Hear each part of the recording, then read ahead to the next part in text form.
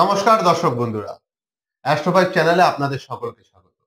কথায় আছে, যার শেষ ভালো তার সব ভালো। সামনের মাস ডিসেম্বর মাস, ২০২৪ বছরের শেষ মাস। এই শেষ মাসটা ২০২৪ সালের শেষ মাস ডিসেম্বর মাস কি ভালো যেতে চলেছে? কতটা ভালো যেতে চলেছে সিংহ রাশির জাতক জাতিকাদের জন্য? আজকে সেটা জেনে নেব। আচ্ছা, ডক্টর মুখার্জি, কেমন যেতে চলেছে সিংহ রাশির জাতক জাতিকাদের ২০২৪ ডিসেম্বর মাস? প্রথমে এই ওয়েদারটা চেঞ্জ হচ্ছে, একটু স্বাস্থ্য নিয়ে আগে একটুখানি জেনে নিই। নমস্কার, আপনাদের সকলকে স্বাগত জানাই। সিংহ রাশি, স্বাস্থ্য কোথা থেকে দেখি আমরা? লগ্ন থেকে দেখি আর রাশি থেকে দেখি।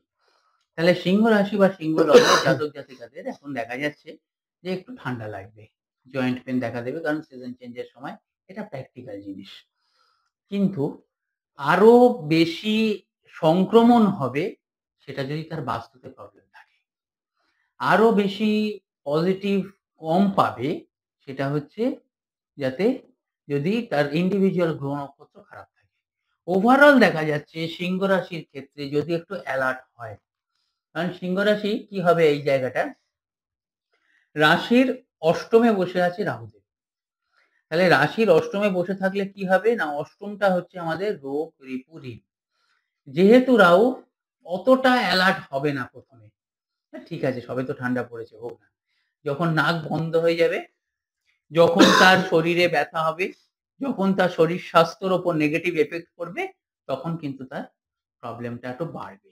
তার মানে প্রথমে যদি তিনি সজাগ হন, তাহলে তার শরীর স্বাস্থ্যের যে মানে মোটিভেশন বা যেটা মোটিভেশন বলবো না, যেটা পজিটিভিটি সেটা থাকবে। আচ্ছা, অর্থনৈতিক দিক, ব্যবসা বা চাকরি বা যারা কর্পোরেটে আছেন, প্রমোশন, এই ব্যাপারগুলো কিরকম যেতে চলেছে ডিসেম্বর মাস? ডেইলি ইনকাম, কর্মের দিক দিয়ে, ব্যবসার দিক দিয়ে বা এমনি ইনকাম কিন্তু এক কথায় সিংহ রাশির খুব ভালো হবে। সিংহ রাশির দ্বিতীয় কেতু আছে। এই কেতুর সঙ্গে দেখতে হবে এখানে বৃহস্পতি বক্রী হলেও বৃহস্পতির দৃষ্টি আছে। দেবগুরু বক্রী হয়েছে, দুর্বল, ঠিক আছে, তবুও তার দৃষ্টি একটা কাজ করে। সেই জায়গায় কিছু জায়গায়, এবার প্রথম হচ্ছে কি, যেহেতু শনিদেব বক্রী ছিলেন, 15ই নভেম্বর শনিদেব ডিরেক্ট হয়েছেন। এই ক্ষেত্রে যাদের শনিদেব ভালো, যাদের কর্ম ভালো, যাদের দশা অন্তর্দশা ভালো, ওভারঅল সিংহ রাশি কিন্তু ডেইলি ইনকাম বলুন, এমনি ইনকাম বলুন, এমএনসি নতুন প্রসপারিটি বলুন, নতুন অপরচুনিটি বলুন, প্রমোশন। প্রমোশন বলুন, বিদেশ যাত্রা, ওভারঅল শনিদেব কিন্তু সিংহ রাশিকে গুছিয়ে দেবে পজিটিভিটি। এবং 6টা রাশি যেটা হবে সেটা কিন্তু তার মধ্যে সিংহ রাশি আছে। আচ্ছা। এবারে নেয়া না নেয়া হচ্ছে তার পাত্রের উপর নির্ভর করছে। যে পাত্রটা, যে কন্টেনারটা যদি তার ভালো হয়, মানে কর্মর যে ভাগটা যদি ভালো হয়, ফল ভালো হবে। আচ্ছা, অর্থনৈতিক জানলাম, স্বাস্থ্য, শরীর স্বাস্থ্য জানলাম। একটু বিদ্যার স্থানটা কিরকম রয়েছে যদি একটু বলেন, যে তাদের বিদ্যা সামনে পরীক্ষার সময় আসছে, অনেকেরই পরীক্ষা হবে। বিদ্যাস্থানটা মোটের উপর শুভ, কারণ চতুর্থ ঘরে রাহুর দৃষ্টি, পঞ্চম ঘরে পঞ্চমপতি বকরি।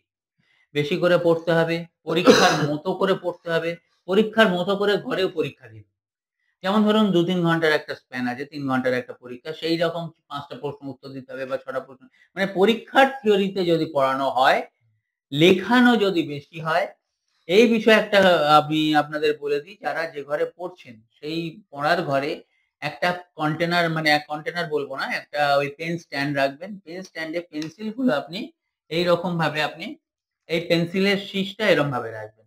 ৩ টে পেন্সিল ধারালো করে রেখে দেবেন। পেন্সিল গুলো কিন্তু ব্যবহার করবেন না। এইভাবে যদি আপনারা রেখে দেন, সেইখানে কিন্তু তার কনসেনট্রেশন বাড়ে। এবং বইয়ের মধ্যে আজকে আমরা ছোটবেলায়ও দেখেছি, এখনো যেটা বিশাল কাজ করে, ময়ূরের পালক। ছোট, ছোট পালক যদি সেই বইয়ের মধ্যে দিয়ে দেওয়া হয়, কিন্তু তার উপর তার বিদ্যাটা পড়ে। কিন্তু সবাই কিভাবে কি দেবেন? একটা ইঞ্জিনিয়ার হচ্ছে ময়ূরের পালক।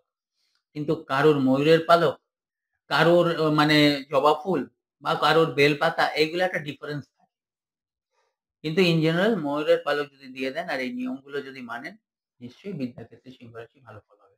আর রিলেশনশিপ, যারা রিলেশনে আছেন বা যাওয়ার কথা প্ল্যানিং করছেন, বা যারা বিয়ের জন্য প্ল্যানিং করছেন, অপর মানে অপোজিট জেন্ডার খুঁজছেন, বা যারা বৈবাহিক জীবন যাদের রয়েছে, তাদের কিরকম যেতে চলেছে? দেখুন এখান থেকে একটা দেখা যাচ্ছে যে মানসিকতার দিক দিয়ে অনেক সময় মিল হবে না। আচ্ছা, এতদিন করছিল, এখন হঠাৎ আসল তার রূপ বেরিয়ে আসবে। আচ্ছা, কিন্তু সেটা কেন বেরোচ্ছে দেখতে হবে। আচ্ছা। সেই দেখার কারণে অনেকের anxiety ছিল, অনেকের জেদি হয়ে যাবে, অনেকের অন্যরকমভাবে টেনশন আসবে। ১ম কথা হচ্ছে রিলেশনের একটা মানে পজিটিভিটি আছে। একটা কানেকশন হবে, নিশ্চয়ই হবে। যে জায়গায় যাদের রিলেশন ব্রেকআপ সেই জায়গায় ফাইনালি ডিসিশন নেওয়ার আগে একবার ভেবে নেবেন, একবার চিন্তা করে নেবেন, একবার দেখিয়ে নেবেন, একবার বিচার করে নেবেন, তারপর ডিসিশন। মানে যারা বিয়ের জন্য প্ল্যানিং করছেন তাদের জটক হ্যাঁ, জটক বিচার করানো মেলানো ভালো। একবার দেখিয়ে নেওয়া ভালো যে কিরকম হয়। অনেক সময় কি হয়, জটকটা শুধু বিচার করলেই হবে না। ৩৬ পয়েন্টে কত পেল সেটা ফ্যাক্টর না। ফ্যাক্টরটা হচ্ছে ৮ টা কোর্ট পুঙ্খানুপুঙ্খ বিচার। এখানে অনেক রকম বিচার আছে। ৩৬ পয়েন্টে এমনও দেখা গেছে ২৮ পেয়েছে, ৩০ পেয়েছে। ১ মাসে ডিভোর্স হয়ে গেছে। আচ্ছা। হুম?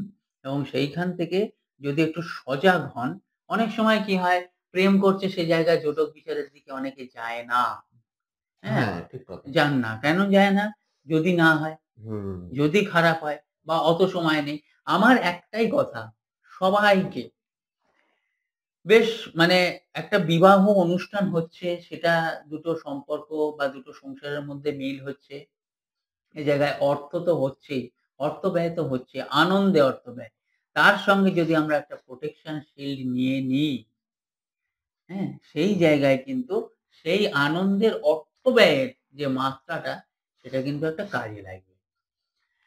একটা অ্যামাউন্ট দিয়ে গাড়ি কিনলাম, গাড়ির গ্যারেজ করলাম না বা গাড়িতে কভার দিলাম না, সেটা নষ্ট হয়ে গেল, সেটা বুদ্ধিমানের কাজ না। সুতরাং তার অনুপাতে কভারটা কিচ্ছু না, তার অনুপাতে গ্যারেজটাও কিচ্ছু না। ঠিক তেমনি যেমন আমরা বিবাহ বলুন, বিদ্যা বলুন, অর্থ বলুন সব ঠিক আছে।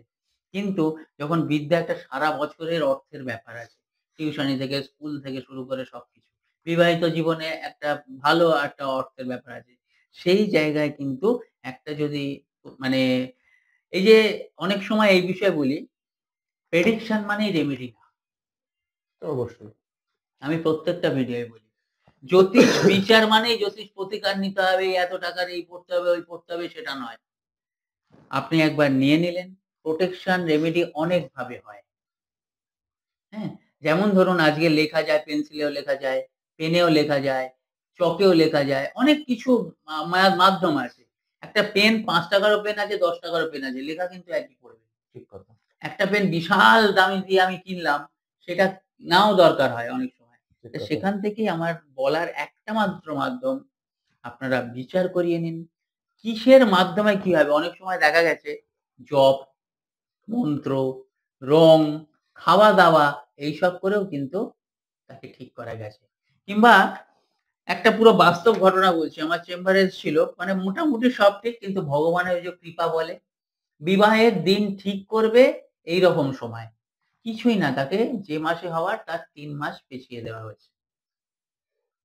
যে মাসে করছিল তার থেকে ৩ টে মাস পিছিয়ে দেওয়া হয়েছে। দারুণ আছে।